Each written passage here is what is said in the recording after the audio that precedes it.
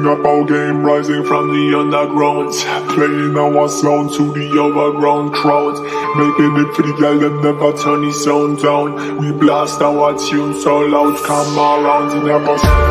Drink what you have, give me love, give me that black. Get down low, baby, make your hands clap. Show me some love tonight, show me some love. Drink what you have, give me love, give me that black. Get down low, baby, make your hands clap. Stepping up our game, rising.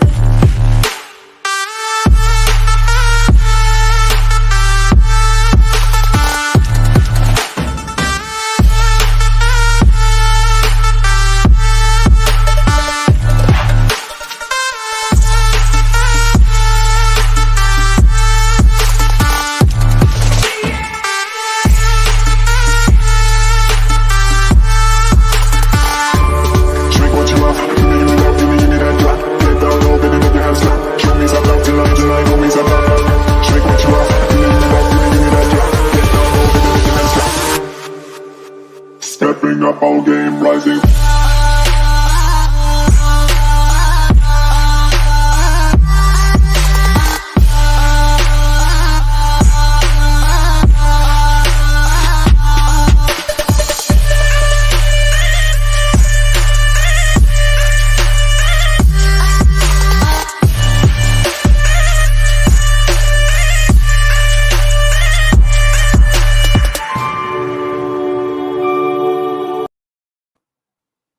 And welcome to another episode of AATB Draft Talk. I'm joined as always by my co-host, Tom Barnett.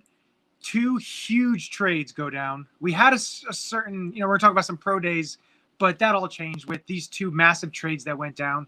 And, a lot to talk about. We're going to talk about these two trades that happened earlier, later this week, a couple days ago.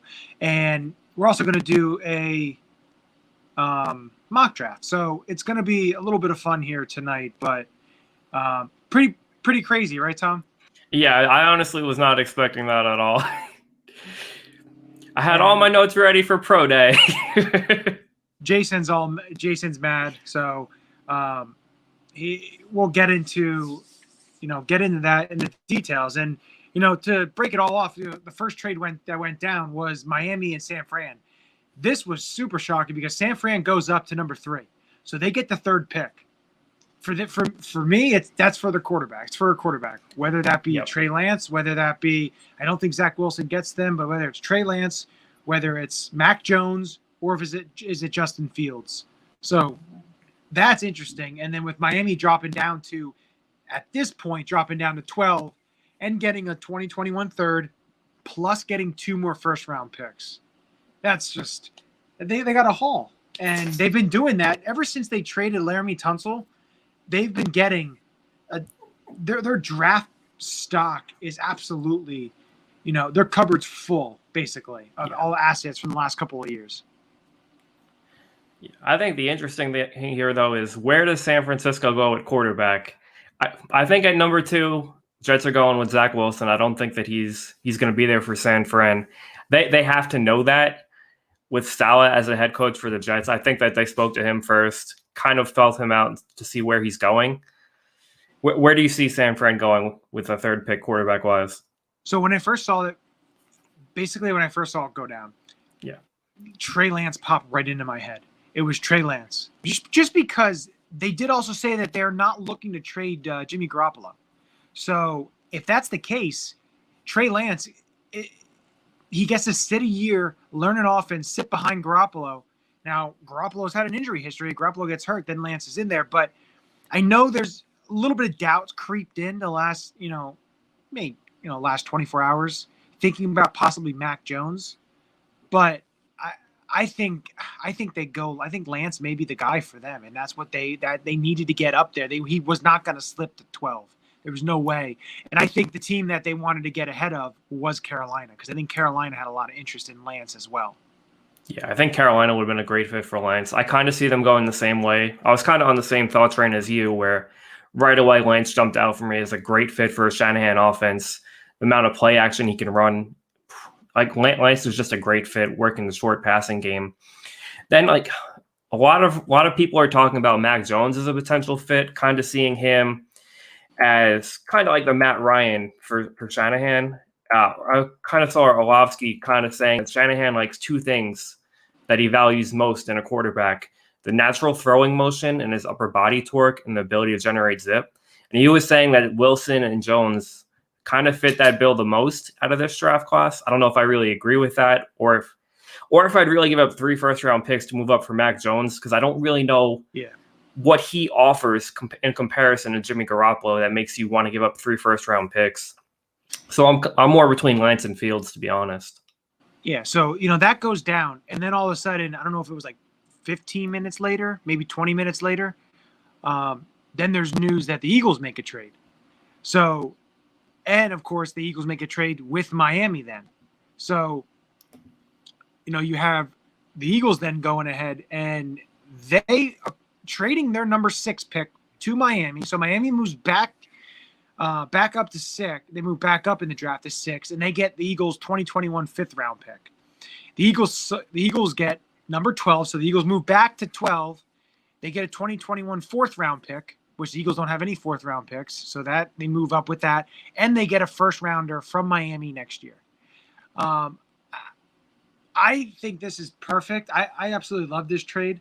I've thought about the Eagles trading back and in the draft, and I thought possibly San Fran would be a logical, a fit, or Carolina or Denver. Those were the kind of the 3 spots that I thought about. But a lot of people are upset with this trade, and I know, Jason said here, he goes, "I'm so mad about this trade."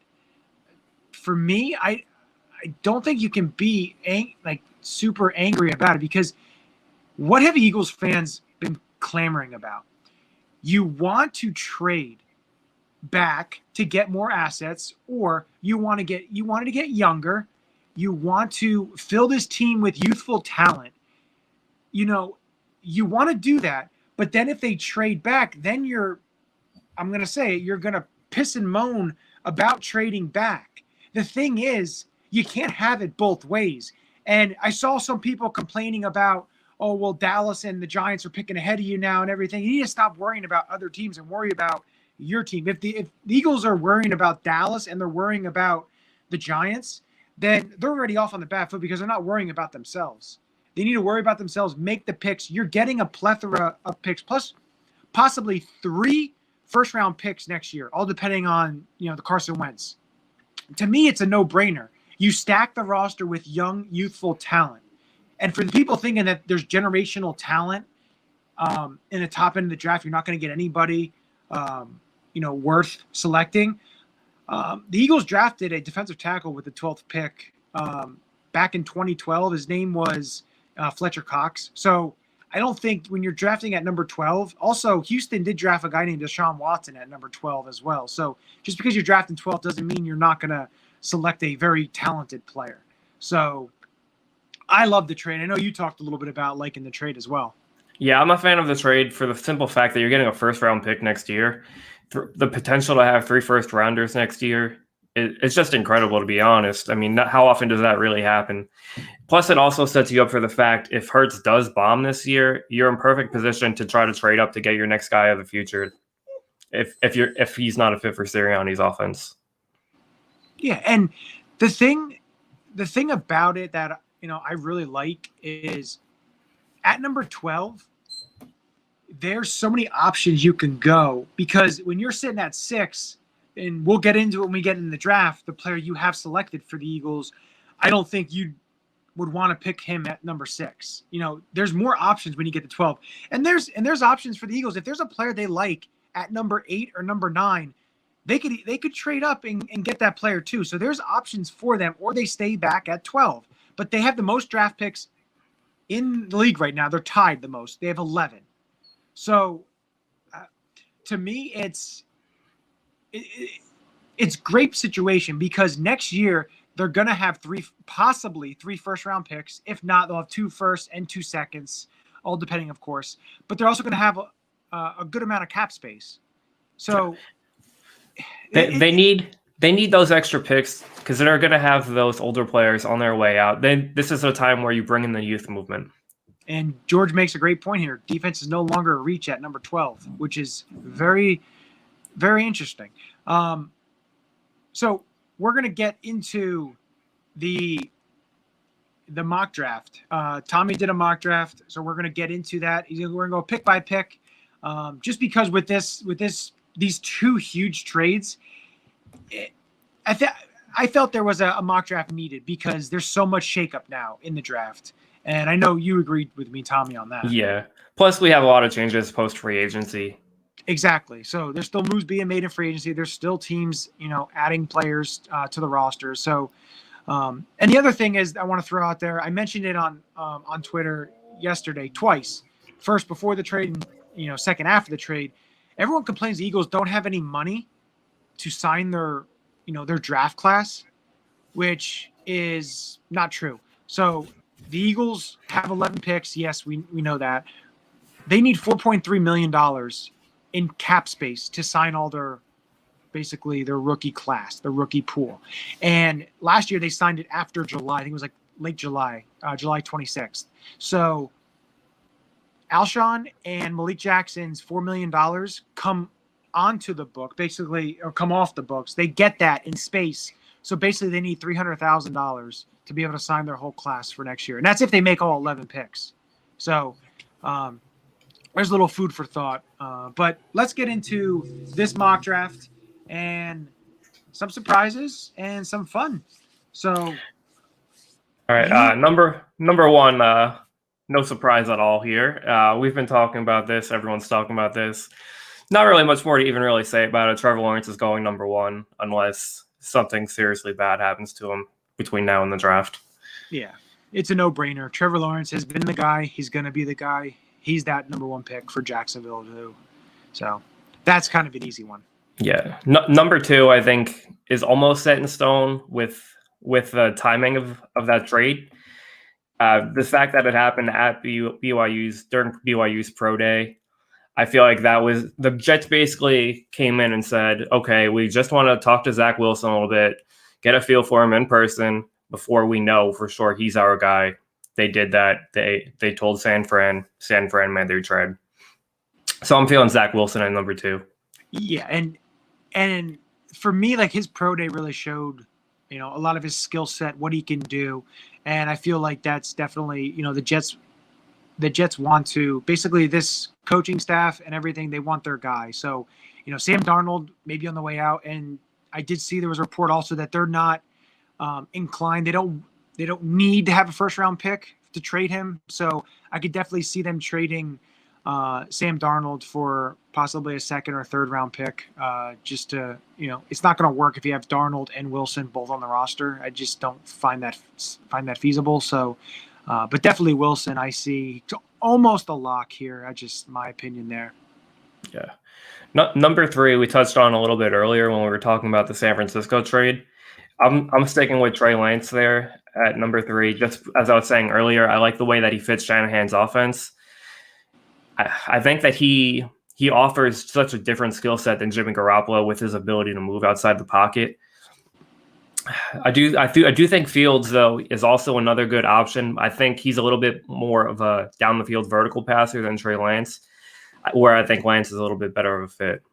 Yeah, and like I mentioned, I think Lance is the guy they want because they can groom him, grow him, and with Garoppolo still there, and especially for this year, you have the veteran in Garoppolo there. You have Lance sitting behind, kind of like some. There's teams that have done that in the past, and recent example, you've had Kansas City do that when they drafted Mahomes. They had Alex Smith there, and Mahomes sat there for a year, and then he came in, and of course we know the story from there. But moving on to number four, I'm going to say that I handled this mock draft without doing any trades. So I do think that there is a decent chance that Atlanta tries to trade down here, just to a team that's a little bit more quarterback desperate. They won't trade with Carolina, won't trade within the division, but there's always a chance that, say, Denver wants to move up for a quarterback, maybe New England. But I think that if Atlanta stays pat here, they honestly could go with a quarterback themselves, Justin Fields, just because, one, even though I do think that there's a chance they trade down, they're going in with a new coaching staff. The new coaching staff always wants to bring in their own guy. Matt Ryan is getting up there in age, and although he does have a big contract that is a little bit hard to move on, it's not as bad as you would think. Because granted, they do have $40 million in dead cap if they cut him after next season. But if they designate it as a post June 1st release, it's $25 million in dead cap for 2022, 15.6 in 2023. So all in all, it'll save him about $23 million in 2022. So I mean, if there's not many times that you get a chance to pick in the top 5, so if Justin Fields was say your QB number 2, you might as well take him right now because you might not get a chance next year. Exactly. So for me, I'd have it a little bit different. I'm not going to say who I'd pick right now because we may do my mock draft next week or in week prior. So Fields, I've had Fields there before. I've thought about it. I've kind of wavered, especially after this trade. I wavered a little bit, but Matt Ryan is getting up there in age. I know his contract and I know all that. They still have Julio, Calvin Ridley. They have some weapons still in that offense. So, but if you draft Justin Fields, you maybe keep Matt Ryan for a year, let Fields learn, kind of the same situation as the Niners. Yep. I know it may not make so much sense, but again, a lot of quarterbacks are going to go in the first round this year, probably 5, but I could see Justin Fields going to Atlanta. But the thing is, what you said, this is a prime trade spot, and Atlanta kind of holds the cards here. Yeah, I think it's more likely that they trade down. I just didn't want to throw any more trades in there. We already had 2 big ones. I mean, why go for 3? Yeah, and Jason's going to be getting ready for his Lions pick, so he's ready for that. Yeah. Moving over to number 5, Cincinnati Bengals. I've had this pick for a while now. Penei Sewell out of Oregon. I just think that he's the best offensive tackle available, and that you always have to protect your quarterback, Joe Burrow. Especially with what happened to him last season. He was getting sacked maybe, 7 or 8 times a game. He was on pace basically to break Derek Carr's record back when he was a rookie, and we know how that worked out for his development. So I think it's a little bit more important to add the offensive tackle as opposed to a wide receiver, Jamar Chase, even though Burrow's pushing for Chase. He's lobbying for him. Yeah. I saw that. But no, I think Sewell's a great pick here because we've talked about the offensive line aspect for the Cincinnati Bengals. You need them to shore up that offensive line for their franchise quarterback that they drafted first last year. So Sewell gives you that, left tackle, franchise left tackle. And we've talked about Jonah Williams. I know I've mentioned it multiple times. Jonah Williams being able to move over to a more comfortable right tackle or even slot over into guard position. Yeah. But for them, they need to shore up that offensive line because they made some big additions in free agency. So they're not basically staying still. They want to improve that team to be able to contend. And in that division, you'd never know, and especially with the extra playoff team, you just don't know if Burrow comes back healthy, you have a solid offensive line. They have weapons. So yeah. I think Sewell's a great pick because he gives you that franchise left tackle. Yeah. Number 6, I had a little bit of difficulty here. Miami played this pretty well moving back up to 6. They could really go Kyle Pitts here, or they could go with Jamar Chase. I ended up giving them Jamar Chase. I felt he's a little bit better of a fit for that offense. They did grab Will Fuller in free agency, but I don't think you could really rely on him to stay healthy for a full 16 games. You kind of give him – they need a reliable option on the other side of Devontae Parker, and I feel like Jamar Chase gives them that. People forget how dominant he was with Burrow in that offense in 2019 that I think he's the pick here over Kyle Pitts. Yeah, and, Jamar Chase, I know they, like you said, I know they signed Will Fuller. Will Fuller actually has to sit out the first game of the year because that's his last suspension game. So he won't be available in week 1. The thing for Jamar Chase, you have Devontae Parker, Jamar Chase, and then, Will Fuller's there for as well. But it gives Tua, who he's their quarterback, it gives him some weapons, and it gives him the weapons he needs to succeed. I'm not fully bought in on Tua. I don't think he's franchise guy right now. He may excel his game. So, but he could be that, but right Yeah. now I just don't see it. I don't know if it's the injury history. I don't know if it's just there's just a lot of doubt right now. But again, he could prove me wrong, like Josh Allen proved a lot of people wrong last year. So Jamar Chase would be a good starting point on getting the weapons needed to build around your franchise quarterback. But now we get to number 7. I know Jason is waiting, sitting there with his waiting for this pick. Who do you have the Lions selecting? So I went with the same pick that I went with last time we did a mock draft. I'm still going with Michael Parsons here, working on rebuilding that defense a little bit. They already have a good pass rusher in Romeo Quara, first rounder last year on at corner in Okuda. And Parsons can do a little bit of everything for you on defense. Like LeVar Arrington was saying when we had him on our show a few weeks back, he can blitz, he can cover, he's good against the run. Very, very underrated blitzer. I think that he'd be a big addition for their defense. I do think that there's a chance that I could go with a wide receiver or even Pitts. But I think that they build on the defensive side of the ball first before they get into wide receivers. I think they can go wide receiver a little later in the draft with the depth that there is this year.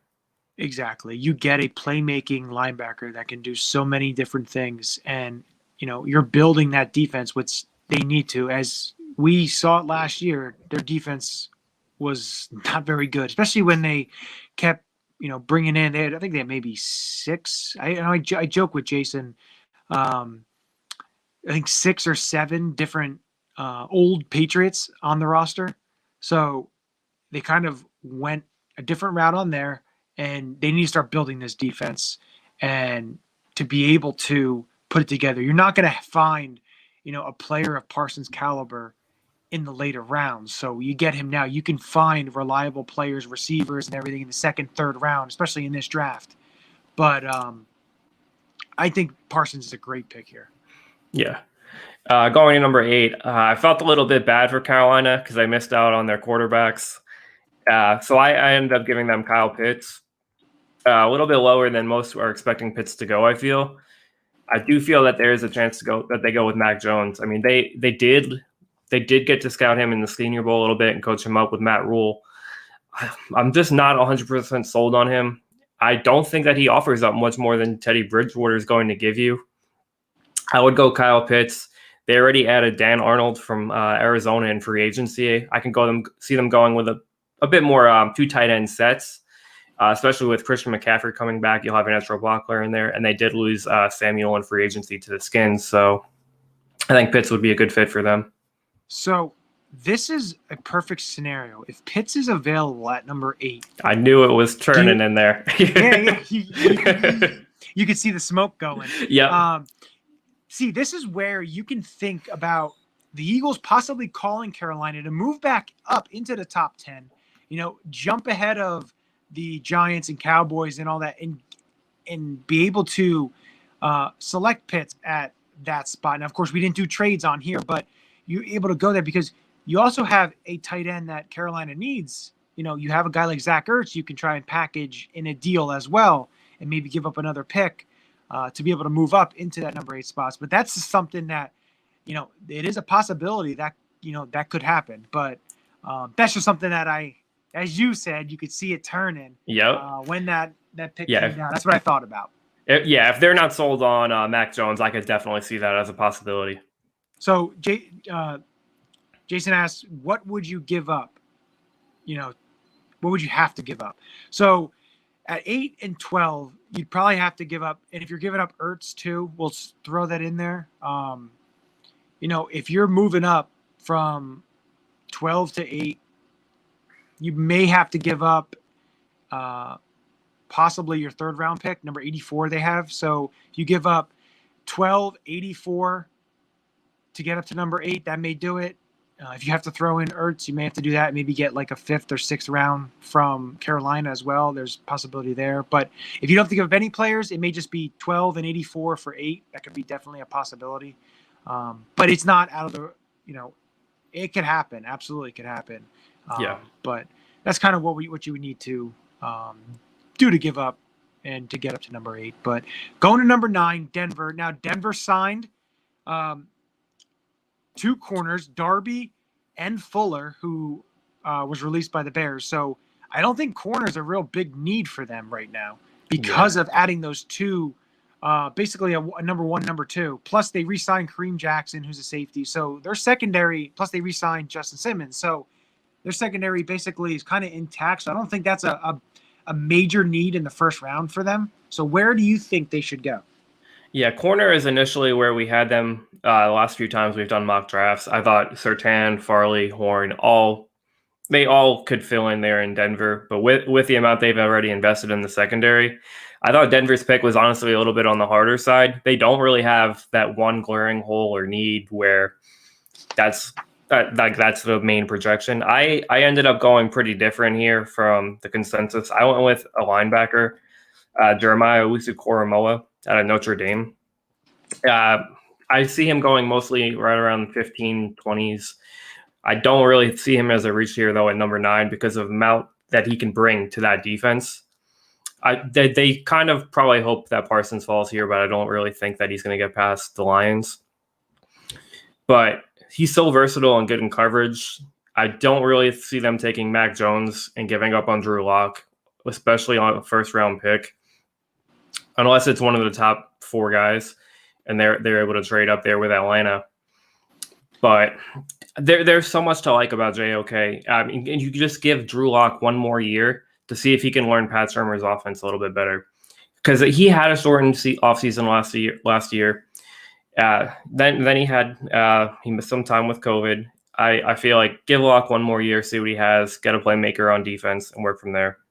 And I think JOK really helps Denver because he's a jack of all trades type of player. And I feel Vic Fangio can really use him in a multitude of ways because they still have Von Miller still there, Bradley Chubb still there. They have some talent on that, but he can rush the passer for them. He can play off. He can cover tight ends. He could do a bunch of things for Denver. And this is almost a wild card pick for them that, basically, it's the Isaiah Simmons pick from last year that Arizona had. But I feel that Denver is going to use JOK a lot better than Arizona used Simmons in his first year. Yeah. But also, this is also another prime position where Denver could decide to trade down. So that's another thing to keep an eye on and keep a watch out for as well. But I still think they get value here. I know a lot of people think maybe a little early to pick JOK, but I still think he'd do wonders in that in Vic Fangio defense. But now we get to the hated Dallas Cowboys, and where does Dallas go with this selection?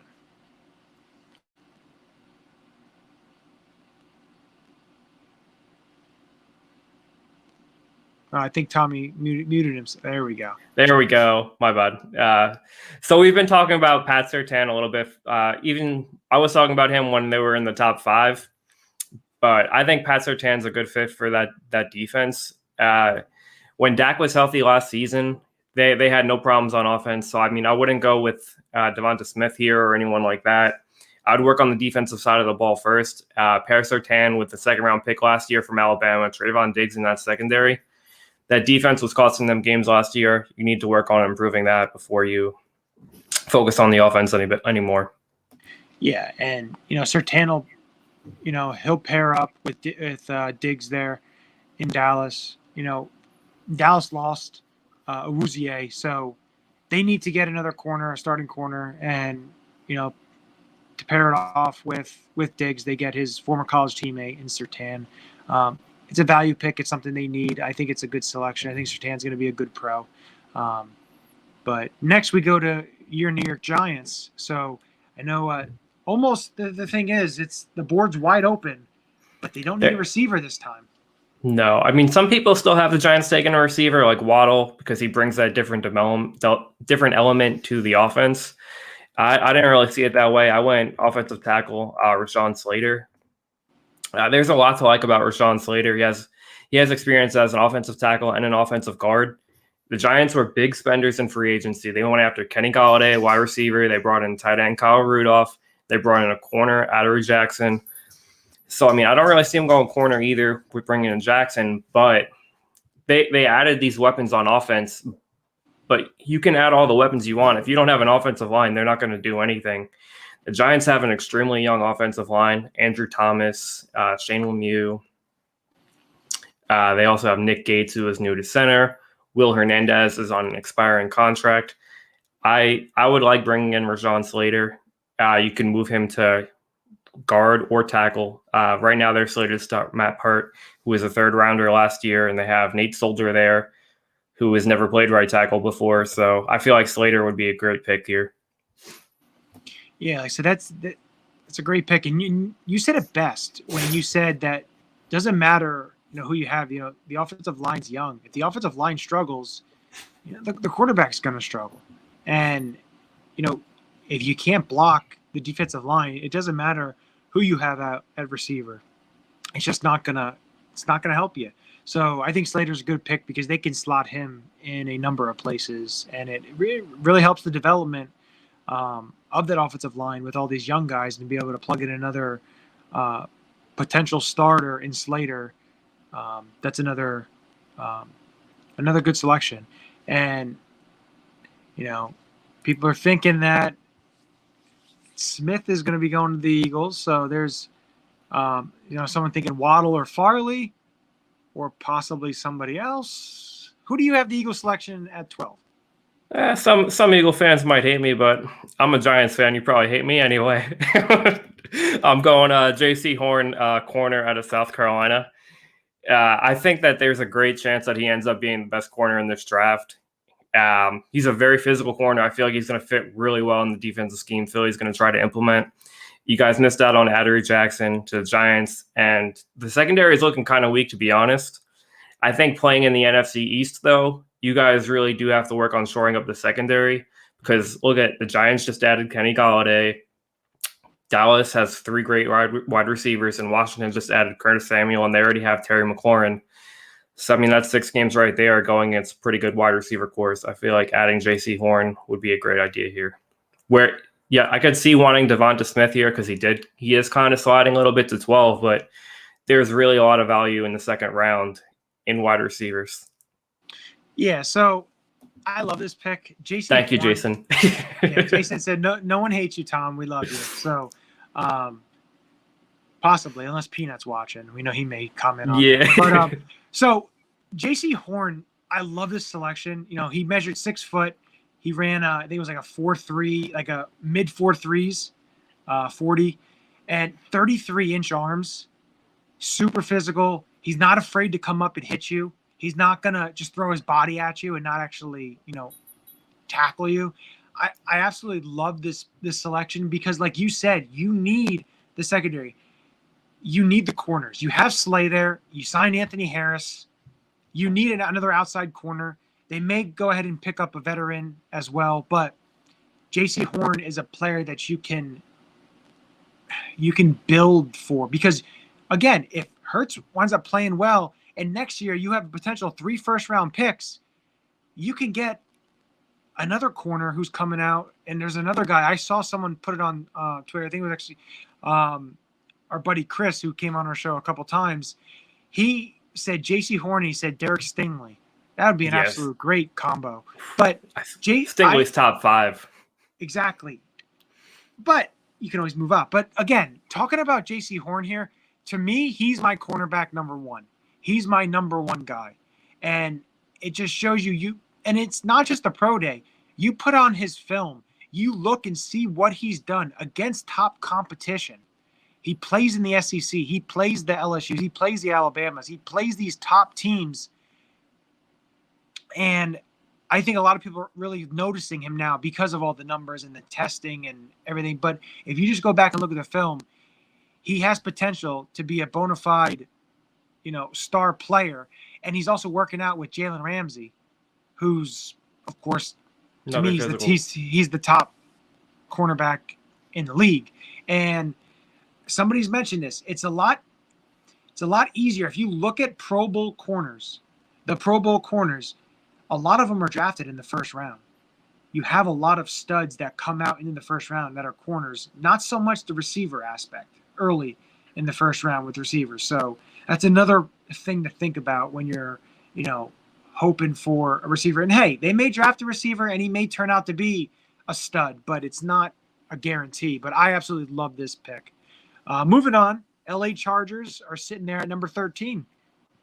13 is another pick I've kind of had for a while here. Offensive tackle Christian Darrisaw. For similar reasons why I have the Bengals going with Sewell. I'm really big on trying to protect your quarterback. I'm gonna probably have this pick and throughout the draft, unless someone like say Pitts or like Chase, someone huge really falls here. I think they go to that Darrisaw. Yeah, they have to shore up the offensive line. They need a stud left tackle. They need to build around Justin Herbert. He's their franchise guy.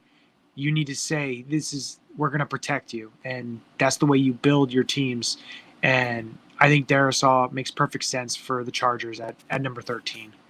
So number 14 goes, and it's the Minnesota Vikings. So here's another interesting area here. So like I said, this 14, 15, 16, 17 range is very interesting because it can go a whole bunch of ways.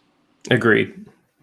Yeah, so 14, I still have Devonta Smith sliding. I went with offensive guard, Elijah Vera Tucker out of USC. I think that the Vikings really they like to establish themselves more as a run-first team. And they already have two good receiving threats. So I think that they really need to shore up their interior offensive line. They did struggle a little bit last season. Vera Tucker's the best guard in this class by far. And he can fill in as a tackle too, even though I project him as a little bit better on the inside. But I feel like that ups his value, that you have that versatility. Yeah, I absolutely agree with you. Riley Reif was cut this year. They need to shore up their offensive line. You have Dalvin Cook there. They do have a good amount of good receivers in Thielen and Justin Jefferson. I know their quarterback is still Kirk Cousins, but if you're able to protect him and they're able to give him that pass protection, that definitely, bodes well for them. And Vera Tucker, maybe a little bit high at number 14 with what is still on the board and what the needs for Minnesota are. But again, you look at the offensive line in Minnesota, and you could definitely see it because of the run on offensive tackles with Darrisaw and Slater. You could definitely see them going Vera Tucker, who can do a couple of things. If you need him to play guard, he can play guard. If you need him to play tackle, he can play tackle. So I like this selection for the Vikings. Yeah, now, that was a difficult one because they could use a little help on that D line too. We haven't really had anyone fly off the board yet. I like Vera Tucker. I'm a little higher on Vera Tucker than most are. I feel. Like I said, I can see what you're saying there with defensive line. I probably would have went edge rusher for them. Yeah. But again, this is your mock draft. This isn't mine. So number 15, the New England Patriots, and there's a quarterback still on the board. I know they signed Cam Newton to $14 million. Where do you think New England goes on this one? New England, I'm still Mac Jones. You're still sliding. I went with Jalen Waddle. Ooh. I know that New England, they added wide receiver Nelson Aguilar, Kendrick Bourne, but with Waddle, you're getting a whole different element on that offense. He's just a dynamic playmaker.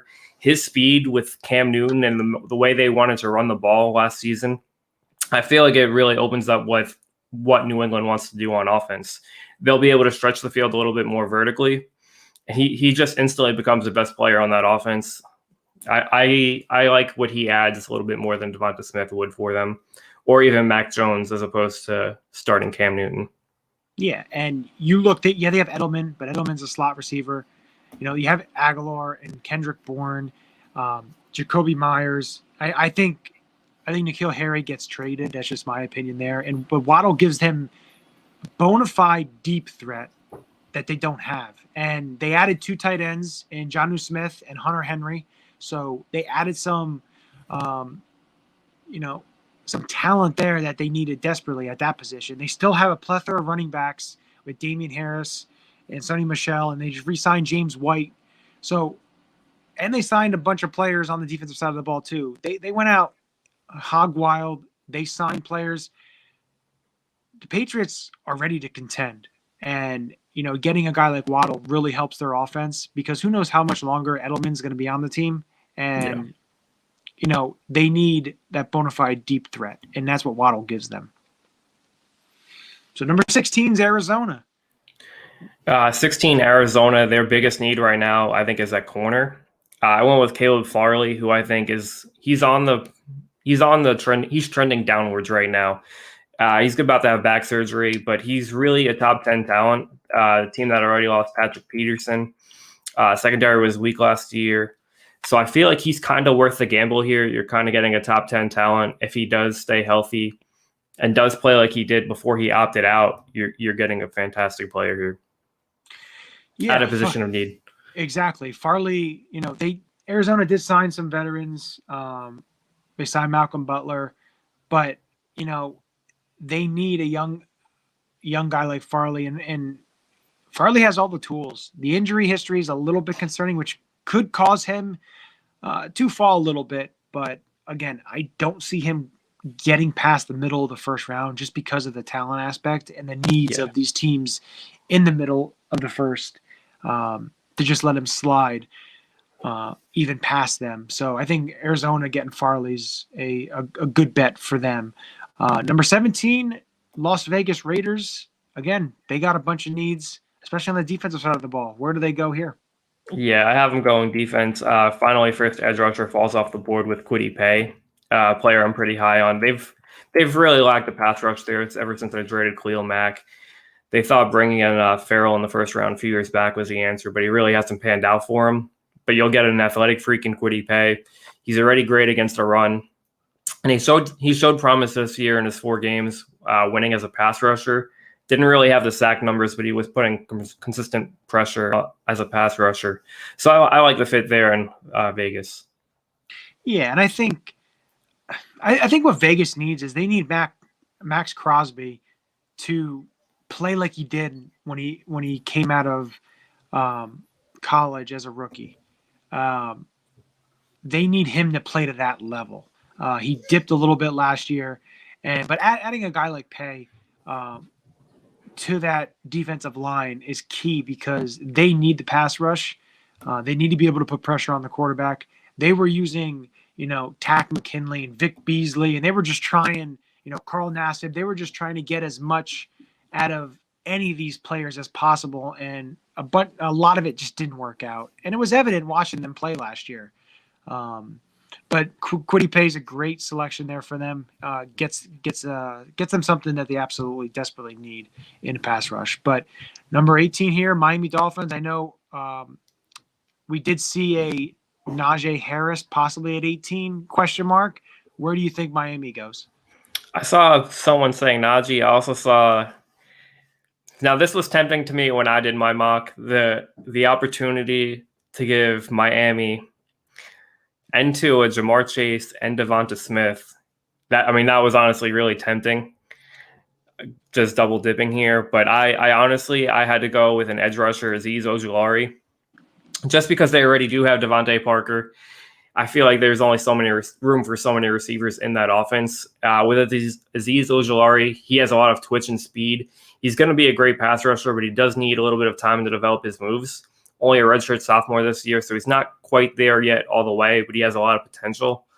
I think he's already elite when it comes to his get off the snap. I think that he'd be a great fit for that defense with the amount of versatility and speed that they like.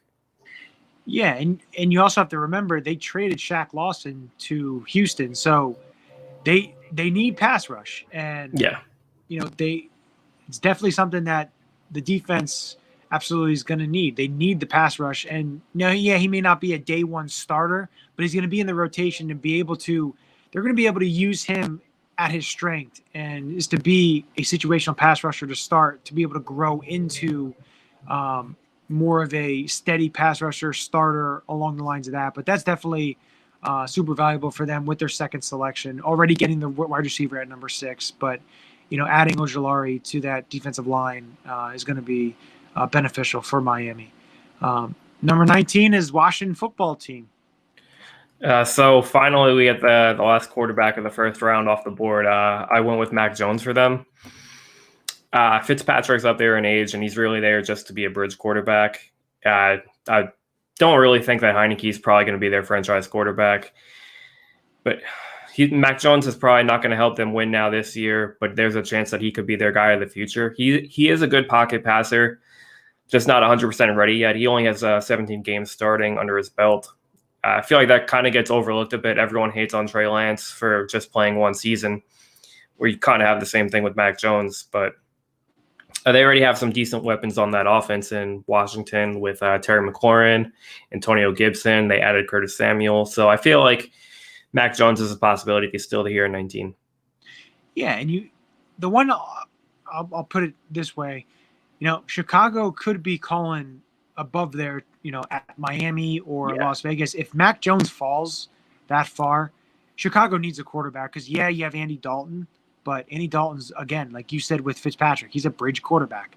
You can get a guy like Mac Jones to be able to hopefully grow him into your franchise quarterback because Chicago has not had a true franchise quarterback in a very long time. So that's definitely something I could see. But for Washington, they get their signal caller. Like Fitzpatrick's would probably start unless Mac beats him out. But it's super value here for Washington. Yeah, I couldn't pass up that value here. Same thing with number 20. I couldn't pass up this value. This is a dream scenario for the Bears. Devonta Smith, if he falls here, you have to take him for Chicago. Slide finally ends. I honestly, though, I don't think it's all that unrealistic. We saw the same thing last year where the three big wide receivers, Henry Ruggs, Jerry Jeudy, CeeDee Lamb, Ruggs went 12, Jeudy went 15, Lamb went 17.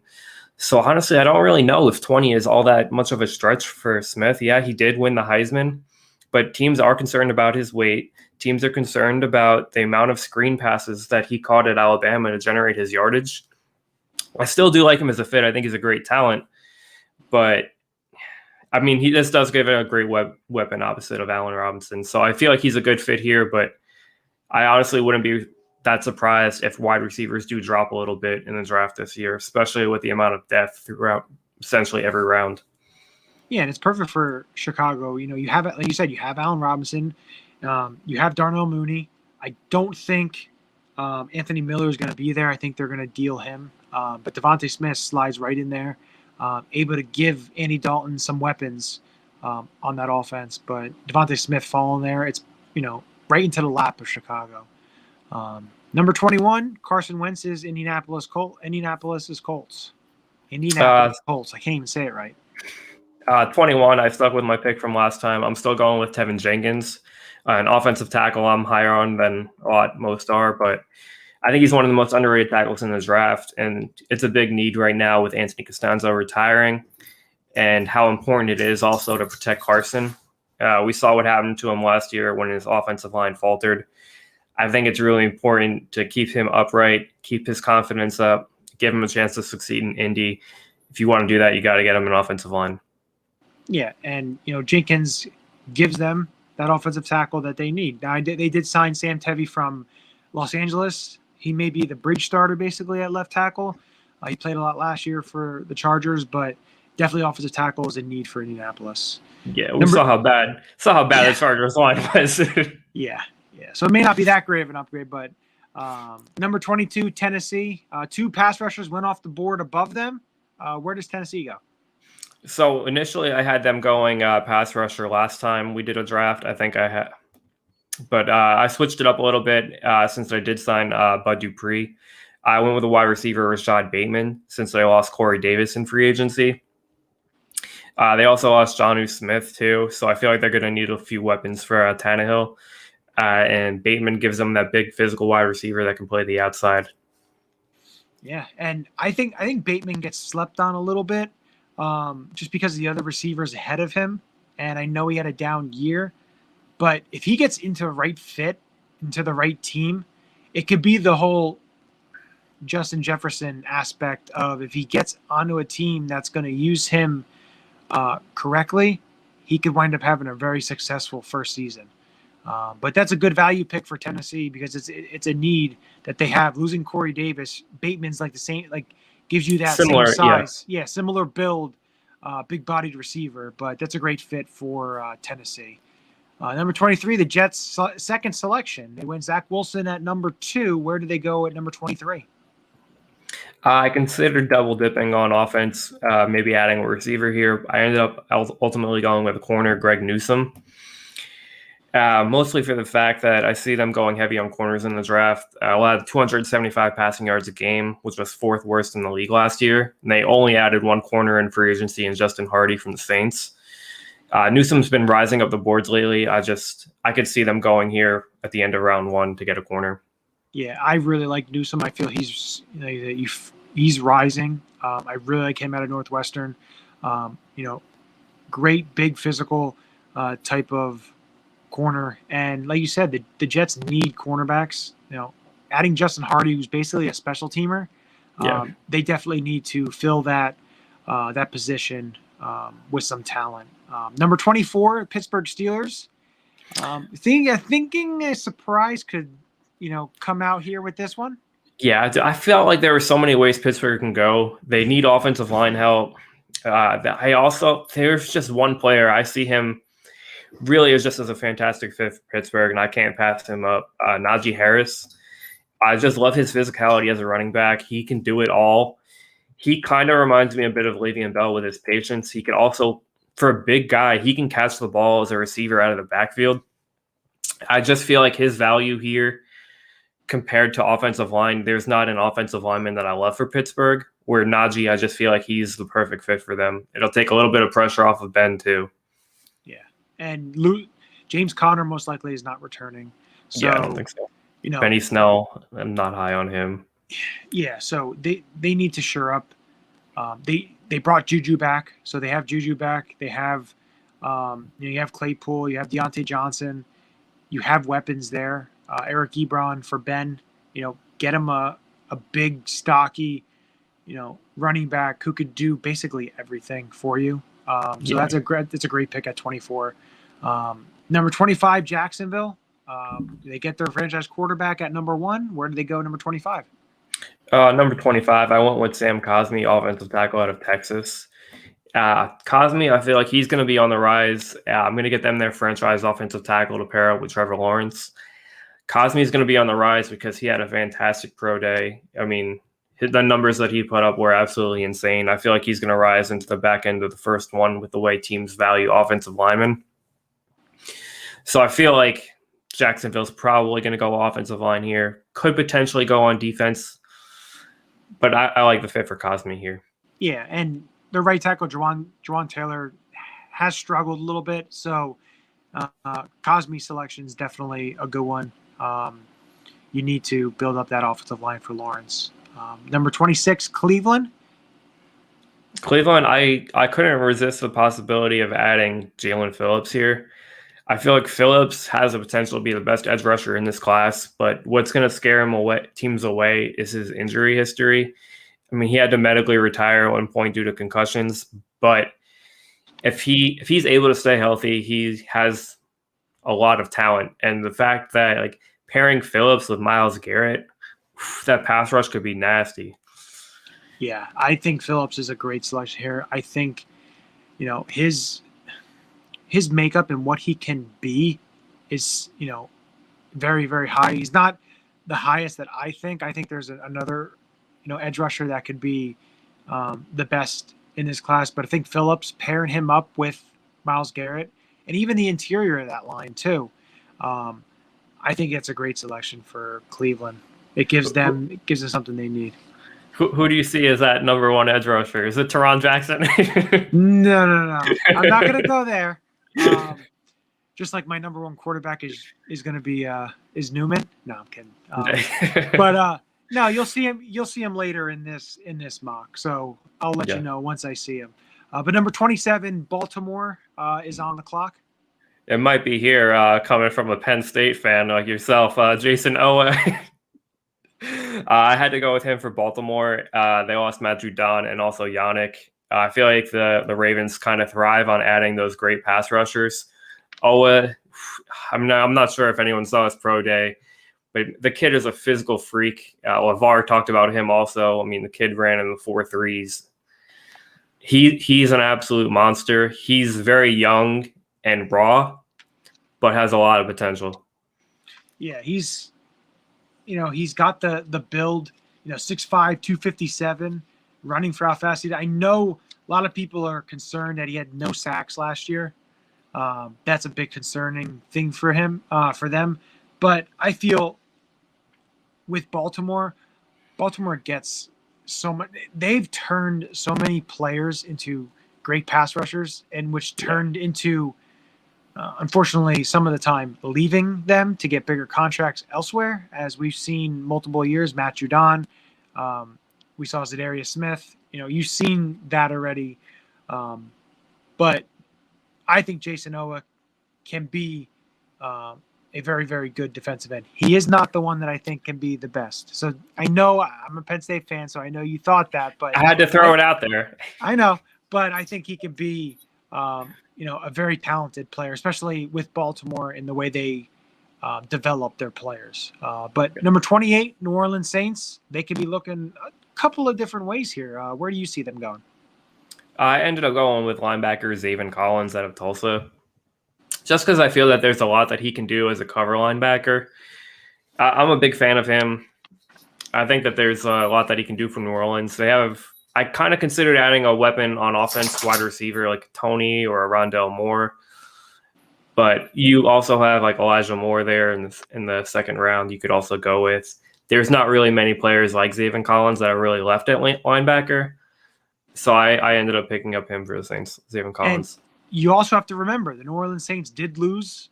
Anzalone is a free agent who was signed and signed elsewhere. And also they released Quan Alexander. So linebacker is a need for New Orleans. So Zaven Collins can do he can do different things for that defense, but it's definitely a need for New Orleans. At number 29, the Green Bay Packers, do they get Aaron Rodgers a weapon, or do they go and do something totally different? I got him a weapon. I went with Kadarius Toney. Last time, I think I had them going with Rashad Bateman, but it was kind of a debate last time between Bateman and Toney. With Bateman off the board, it opens up a chance at Toney for me. He's a player who can create yards after the catch a bit, give them another weapon outside of Devontae Adams in that offense. I feel like he's going to be a good fit for Green Bay. Yeah, and Toney is such a playmaker, so elusive, so quick, and it's going to fit right in with Aaron Rodgers being able to get him the ball, because you have another guy like Devontae Adams who's an absolute stud playmaker. Yep. You get Toney almost like I don't want to say he's a Percy Harvin type, but I mean like in the aspect of me saying that they can use him in that kind of a role, which move him all around and do so many different things with him. Yeah. And you have the quarterback that can get him the ball no matter where he's at. So that's a great fit for Green Bay. And Toney definitely is rising up boards. Number 30, the Buffalo Bills. Bills need a little bit of pass rush help. I went with Gregory Rousseau, who was once thought as like the number one edge rusher. He's been falling a little bit. I feel like he's a great steal here for Buffalo, team that needs help with the pass rush. Yeah, Buffalo needs pass rush. Trent Murphy's a free agent. They're getting a little older. Jerry Hughes is getting older. They need to start, thinking about the future when it comes to their edge rushers, their defensive ends. And Rousseau helps that because it gives them that young pass rusher to be able to build with. Number 31, the Kansas City Chiefs. Chiefs, I'm sticking with my pick that I went with last time, Liam Eichenberg. We saw what happened to the Chiefs in the Super Bowl. They let both of their offensive tackles go. You have to put someone in there. I think Eichenberg's the best offensive tackle left. Gave him to KC. Yeah, and KC signed Joe Thuney, and they signed Kyle Long, offensive guards. Adding Eichenberg here, it gives them a tackle to think about the future. They need to build up depth on that offensive line, as we saw it last year in the Super Bowl. The depth hurt them. Not having the depth on the offensive line really affected them in the Super Bowl against a team who could rush the passer. So definitely Eichenberg's a great selection here. Number 32, Tampa Bay Buccaneers, Super Bowl champion Tampa Bay Buccaneers, running it back, being able to re-sign basically all their players. Where do you see them going? They made it difficult with re-signing everyone. I mean, there's not really any holes on that roster. For them, I went with interior defensive lineman Christian Barmore. The Ndamukong Suh is getting up there in age a little bit. Though they did re-sign him, I feel like this is a good opportunity to get the best interior defensive tackle on the board. Get him to kind of learn behind Suh a little bit and rotate him in a little bit to learn. No, that's a great selection there because, it helps them with the depth and it gives you a young player on that defense. But like I said, there's no holes on that team. When you're trying to draft for them, it's crazy just because, it's – you're looking and trying to pick them. I could see them trading out of the first round, honestly. Wouldn't be a bad idea. Exactly. You could see a team who wants a certain player trade up into the end of the first round there, and they'd be able to either collect more picks or possibly get a first rounder next year or whatever that may be. But that's definitely an option for them. But Barrymore's a great selection. But the guy, I guess he's not on your board. I thought he was going to be. The guy I think that could be the top pass rusher is Osai from Texas. I thought that might be it, based on like who I didn't pick. Yeah, I'm not as high on as Osai as you are. Yeah, I just have a little just my feeling watching him. I feel like he could grow. I'm not saying he's going to be great right away, but maybe in like 2 years or so, he can really develop into something of a pass rusher to be able to be one of the top out of this draft, if not the top out of the draft. So he's definitely a guy I'm. He didn't pop on tape to me the first time I watched him, but after looking at him on his pro day and seeing like the numbers he posted with his explosiveness, I kind of want to go back and give him a second look to see if there was something maybe I missed there a little bit. That's the thing I like with pro days. It kind of makes you second guess yourself a little bit and take a second look just in case, like, all right, I could have been wrong. Yeah. I ran a 4.46 on my pro day yesterday. I ran in the backyard there. So, no, it's funny, all these numbers. But another guy. I know it was a little quick with that timer. Yeah. Another guy that I really like probably the mid rounds, later rounds, Ellerson Smith from Northern Iowa. I really like his build, his makeup, and what he can do and how he uses his size. He's definitely a player that I'm, watching the later rounds to see where he gets selected. And, because again, it's really with these later round picks, it's the fit. It's it's who selects you and how you fit into the team. And Don has a question here. Who's the later round guy, not quarterback, because he knows if it was quarterback, he knows what I was going to say, that no one is talking about that you could see be a steal. So I gave Ellerson Smith as a guy. Yeah. Tommy, who would you say someone that isn't really on their radar? So I look at him as a round 3 guy. I see a lot of people throwing him out there as like a round 6 or 7, which I think is crazy. Javian Hawkins running back out of Louisville. There is so much to like about this kid. He could really do it all. He's a home run threat every time he catches the ball. He has underrated power for a guy that's only around 190 or so. He kind of gets lost a little bit because there's so many good running backs in this draft class in the mid rounds. But Javian Hawkins, that's a good name to look out for. I'd like to see. He didn't really get a chance to catch the ball too much out of the backfield out of Louisville, just based on the way that they run their offense. But I think that he could potentially do it at the next level. But home run threat every time he touches the ball. I'm very high on him. I'll throw out another player. I really like. I'm going to go receiver here.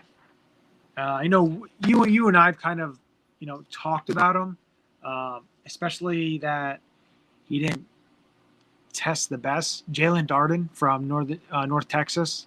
Yeah. I know he measured in at a little over 5'7", but he's definitely a player that you get him in the later rounds. If you fit him in your offense in a certain way, he could really take off and really help you. But he's definitely a person. Again, now I thought he was going to measure a little bit higher. If he would have measured in the 5'10" range or so, I could have seen him going in the 4th round. Yeah. But measuring 5'7", I could see him possibly dropping to like the 6th round. Yeah, I think it's because he plays for a smaller school too, and you have so many good slot guys this year that he kind of just gets lost in the shuffle. Yeah. Any other guys you want to throw out there before we wrap it up? Give me a position. All right, how about this? I'm going to give you a position, and I know who you're going to say. So let's go cornerback. Corner. Corner. Okay, so I got to give a shout out to Fourth and John because he talked up DJ Daniel in the way that he handled Jamar Chase. I like DJ Daniel, especially because he posted kind of poor numbers at his pro day, so I feel like that's going to slip him down a little bit. I don't remember what his 40 was off the top of my head, but I remember it wasn't that great. So I feel like he might even fall like right around round 5 or 6, which I feel like is a pretty good level for his talent. See, you disappointed me. You thought I was going to say Sean Wade, didn't you? No, I thought you were going to say. Who did you predict? Who do you predict? I thought you were going to say a corner out of Appalachian State. Oh, I've talked about him so many times that I don't even throw him out there anymore. Everyone knows I love Shamar Jean-Charles. just like I didn't throw out Teron Jackson because everyone knows. Yeah, Jamie Newman. Like, it's just, I have to put people onto some new names. That is very true. And, we appreciate everybody who tuned in, who commented, who liked, shared, retweeted us. We absolutely appreciate it. It was kind of a spur of the moment after this trade happened. These 2 trades happened, definitely gave us some great content to talk about and a lot of different scenarios to talk about. And it's just the next few weeks, ramp up, in the draft talk, because the draft's at the end of next month. So it's going to be fun time, fun next month. So like I said, I like to thank and we appreciate everybody who tuned in, who commented, and don't forget to watch all the other shows on the All About the Birds networks. Of course, we're back next Saturday, 9:00. We have a special, basically a YouTube exclusive interview that I'm going to be conducting with. He's a draft prospect for next year. He reclassified to be in next year's draft class. Nick Stallworth out of Siena Heights, a linebacker, small school. So I'm going to get to talk with him. Talk about it to 2020 because he didn't have a season last year. So that's definitely something to tune into and keep an eye out for that on our YouTube channel. Make sure you're subscribing to our YouTube channel. Make sure you're following us. Make sure you're following myself at JohnnyU9322. Make sure you follow Tommy at TBarnett91. Make sure you follow all the guys All About the Birds. Make sure you check out All About the Birds at AATBirds.com. Make sure you check out all the shows. Monday nights, Chips and Dish. You have Tuesdays, Fairway to Heaven. You have Wednesdays, the flagship show, the AAT Birds Weekly Report. Of course, make sure you check out the YouTube exclusive, which went live yesterday on Friday. Birds, Beers, and BS. Make sure you're tuning into that. And, of course, the show here, the draft show, make sure you're tuning in to us as well. But I'd like to say thank you. Any closing remarks from you, Tom? I just wanted to thank our listeners for all the comments and supporting us along the way. We appreciate you guys. And again, we'll be back next week. And don't forget to tune into the YouTube channel to check out the interview with Nick Stallworth. And I always end everything with, go Birds.